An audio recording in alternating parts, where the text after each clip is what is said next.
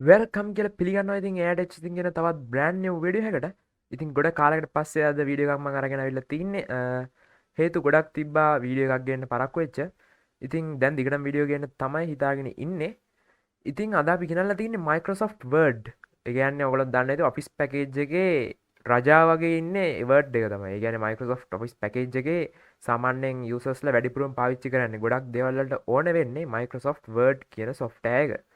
ඉතින් අපි බලමු මේක ගැන ඉගෙන ගන්න කොහොමද කියලා. ඉතින් අද මම මේකේ බේසික්ස් ටික තමයි ඔයාලට කියලා දෙන්න බලාපොරොත්තු වෙන්නේ. ඉතින් අපි යමු වීඩියෝ එකට.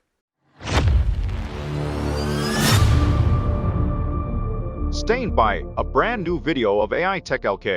ඉතින් Word එක ඕපන් වුණාම මෙන්න මේ විදිහේ ඉන්ටර්ෆේස් එකක් තමයි බලා ගන්න පුළුවන් වෙන්නේ. ඉතින් මගේ තියෙන Word අලුත් version එකක්. ඉතින් version එකෙන් version එකට මේක ඉන්ටර්ෆේස් එක පොඩ්ඩක් වෙනස් වුණාට tools options කිසිම දෙයක් වෙනස් වෙන්නේ නැහැ. ඒ ටික ඒ විදිහටම තියෙනවා. ඉතින් අපි බලමු කොහොමද මුලින්ම අපි දෙයක් ටයිප් කරන්න පටන් ගන්න කියලා. ඉතින් ඔයගලන්ට පුළුවන් මෙතන ඒගොල්ලන්ගේ ටෙම්ප්ලේට්ස් වගේක් දීලා තියෙනවා.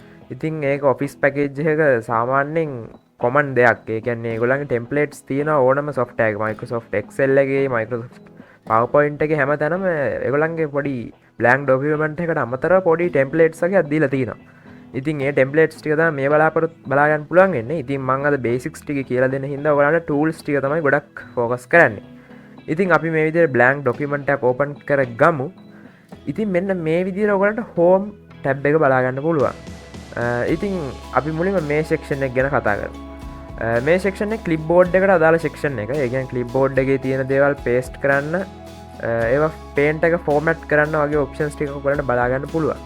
ඉතින් මොකක්ද මේක paste කරන්නේ? paste කරන්න සාමාන්‍යයෙන් මේ tab එක වැඩි use වෙන අඩුයි. මොකද මේ ටික අපිට shortcut වලින් කරගන්න පුළුවන්.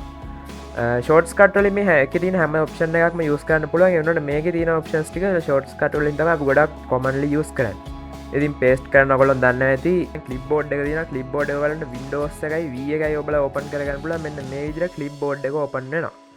ඉතින් ඊට අමතරව ඔයා අන්තිමටම කොපි කරගත්තු දේ paste කරනවා නම් control එකයි V එකයි ඔබලා paste කරගන්න පුළුවන්. ඉතින් ඔයගලන්ට පේනවා ඇති මෙන්න මේ විදිහට මම කොපි කරගෙන හිටපු එක clipboard එකේ තිබ්බ එක මෙන්න මෙතනට paste වුණා.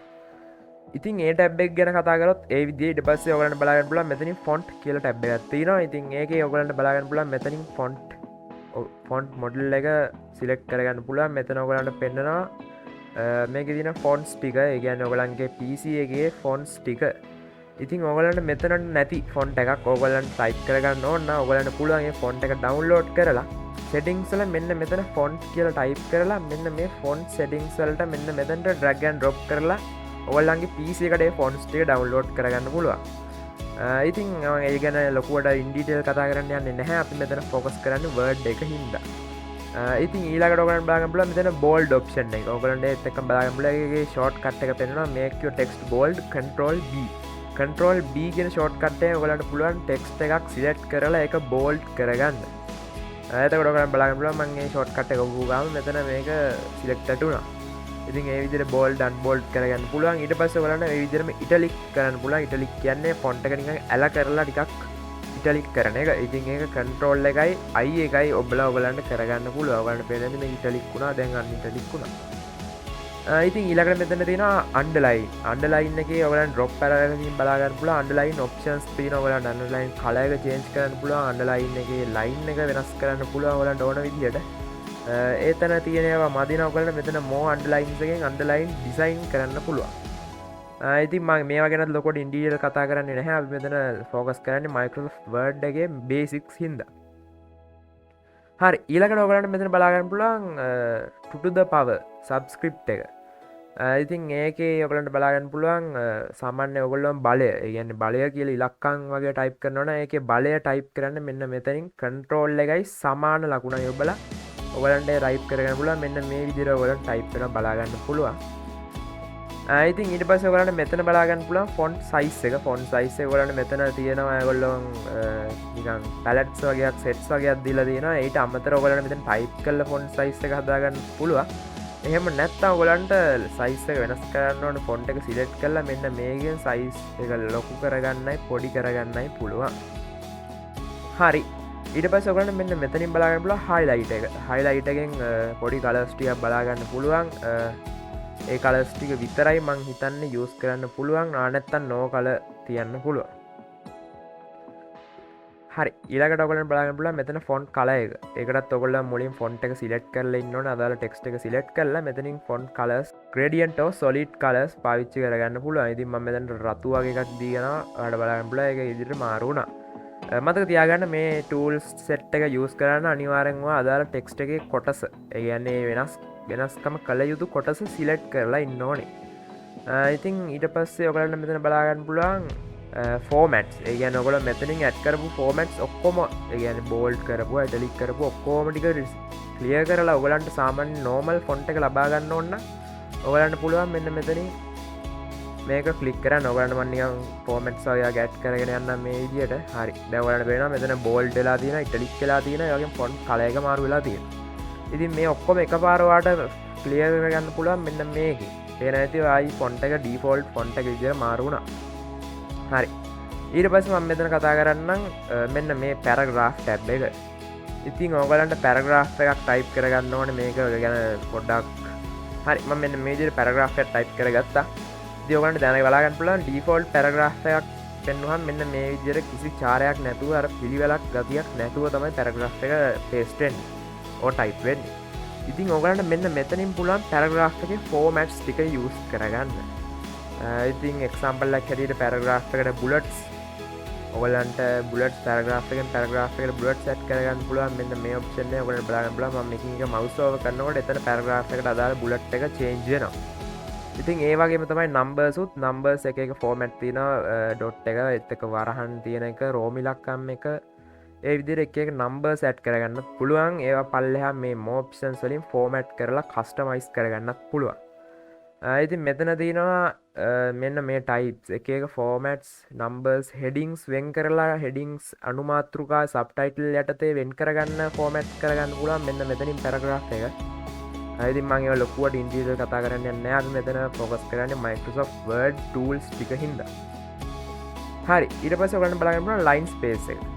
line space එක ඔයගලන්ට වෙන්න නැහැ. ඉතින් මෙතන mouse එක ගන්නකොට line space එක වැඩි වෙනවා. ඉතින් ඒක මොකක්ද කියලා මම වෙනම විස්තරයක් කරන්න ඕනේ නැහැ කියලා හිතනවා මම.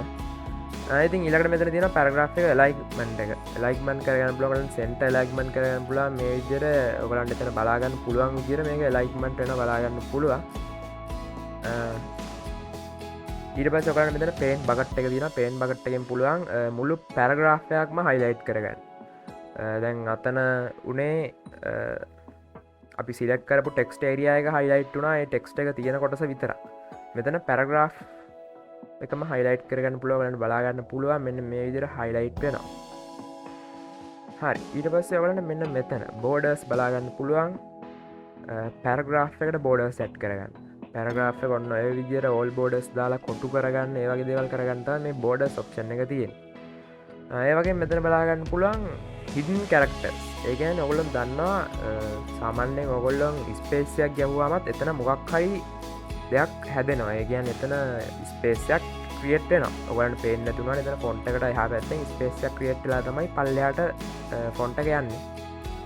ඉතින් ඒ විදිහට ඔයගලන්ට hidden characters බලා ගන්න පුළුවන් මෙන්න මෙතනින්. ඔයගලන්ට සමහරලාවට මෙන්න මේ විදිහට දෙයක් ක්‍රියේට් වුණාට පස්සේ ඔයගලන්ට බලා ගන්න පුළුවන් මේ හැමදාම ස්පේස් එකක් ක්‍රියේට් වෙලා තියෙනවා. ඒකයි ඒක කර්සර් ගොඩක් පල්ලෙහාට ගිහිල්ලා තියෙන්නේ. ඉතින් ඔයගලන්ට hidden characters බලාගෙන ඒ ටික මෙන්න මේ විදිහට අයින් කරගන්න පුළුවන්. ඉතින් ඒ වගේම කියන්න ඕනේ hidden characters printable නැහැ. ඔයා සාමාන්‍යයෙන් මේක යූස් කරන්නේ print කරන්න ඒ වගේ දෙයකටනේ. එතකොට hidden characters printable නැහැ. ඒවා තියෙන්නේ ඔයාට ඔගොල්ලන්ගේ ඩොකියුමන්ට් එක ෆෝමැට් කරගන්න ඔයගොල්ලන් ඩොකියුමන්ට් එකේ hidden tag බලා ගන්න විතරයි hidden characters තියෙන්නේ. ඒවා කිසිම print වීමක් වෙන්නේ නැහැ. ඉතින් මම අද ඔයගොල්ලන්ට මෙන්න මේ විදිහට home tab එක ගැන basics ටික තමයි කියන්නේ. ඉතින් ඊළඟට insert design layout reference mailings review view help වගේ tabs ගොඩක් තියෙනවා. ඉතින් ඒවා ඇතුලේ වෙන වෙනම ගොඩක් දේවල් තියෙනවා. ඉතින් ඔයගොල්ලෝ අනිවාර්යෙන් කමෙන්ට් එකක් දාන්න ඉතුරු කොලම්ස් ටිකත් ඔයගොල්ලෝ එක ඩිස්කස් කරන්න ඕනේද කියලා. අනිවාර්යෙන් කමෙන්ට් එකක් දාන්න මේක යූස්ෆුල්ද නැද්ද කියලා. අනිවාර්යෙන් ඔයා O level ස්ටුඩන්ට් කෙනෙක් නම් අනිවාර්යෙන් මේ ටික වටිනවා ඔයගොල්ලන්ට.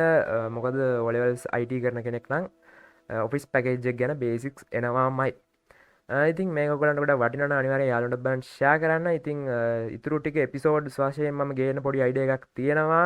වීඩියෝ එකකින් එකට tab එකෙන් tab එක ඉතින් ඔයගලන්ට අනිවාර්යෙන් ඕනේද නැද්ද කියලා කමෙන්ට් එකක් දාගෙන යන්න. ඉතින් තවත් බ්‍රෑන්ඩ් නිව් වීඩියෝ එකකින් ඉක්මනටම සෙට් වෙමු. වීඩියෝ කෝස් කරපු මම AMD boy